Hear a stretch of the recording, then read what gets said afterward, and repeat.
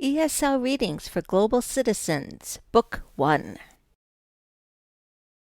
This audio reading is available in written form. Look for the ebook ESL Readings for Global Citizens, Book 1 by L.M. Perrault, published through Smashwords. Suggestions for ESL learners. Listen to the audio track and then complete the activities. Note that Task 6 requires a speaking partner. If necessary, listen to the main reading several times. Compare your answers to the suggested responses found on the last few slides. A brief history of sea commerce.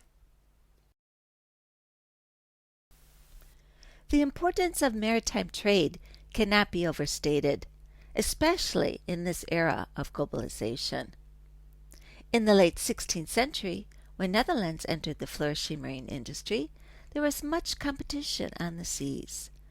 The Dutch had to compete with powerful rivals like Portugal, Spain, and England to succeed. Like most regions of the world at that time, European nations were very competitive. When not at war with neighboring countries, Europeans would invade a territory in other ways. For instance, if word got out that another nation developed cutting-edge scientific or technical knowledge, spies were quickly sent out to secretly gather this information. It is thought that the Dutch used espionage against the Portuguese to learn about sea routes, trade winds, currents, and various eastern lands. With this new knowledge, the Dutch were ready to sail out to sea. But for what? The Portuguese sailed the oceans in search of new lands, and the Spanish for gold. What were the Dutch searching for? Commerce. They wanted to greatly increase their trade industry. For a sailor, life at sea was harsh. Food would quickly rot or get eaten by rodents. Without fresh food and water, diseases spread. There were storms that could last for weeks, and slippery decks often lead to shark-infested waters. The burning sun and ocean salt water baked a seafarer's skin. Another danger was always present: pirates. These heartless thieves were ready to plunder any ship that they encountered. Pirates weren't the only criminals that seamen were up against. Many sailors themselves were gamblers, drunks, or criminals fleeing prisons back home. In fact, there were thieves seemingly everywhere. Commerce in those days was similar in nature to stealing. What you couldn't get by trade, you often took by force. Even trading companies started local wars and occasionally seized entire regions. It would seem that sea merchants were fighting wars, large and small, as often as they were negotiating trades. Despite all of the dangers of a seafarer's way of life, wages were meager. They soon learned an easy way to supplement their income. It became common practice to keep a private sea chest. The seamen would trade for or steal anything that would fit in their chests. Silk, coffee, cotton, and gold were in high demand. At each port, they would make their own deals and thus pocket their own profits. These small personal deals were so common that soon more business was conducted illegally than by legitimate means.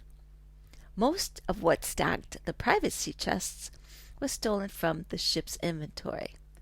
The Dutch authorities were losing so much money that they sent inspectors to seize illegal goods. However, the officers and sailors often bribed the inspectors to look the other way, so the side deals continued.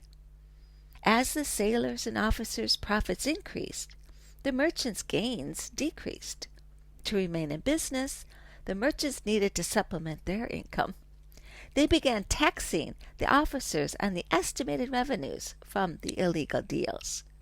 However, to make up the lost money, the officers started stealing on a larger scale.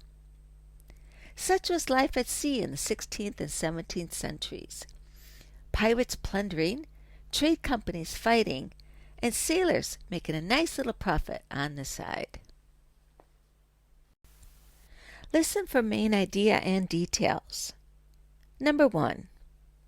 What is the main idea of this reading? Number 2. Based on context, what does plunder mean? Number 3. Why did sailors often keep a sea chest, and what did they store in it? Number 4. What attempts did merchants make to reduce thievery on their ships? Right. Number 5. In your own words, write a one-sentence summary of the reading. Discuss the topic. Number 6. Imagine that you have a chest full of items to sell at different ports around the globe. What would you stack in your chest? Take a few minutes to prepare some notes and then explain your choices to a partner.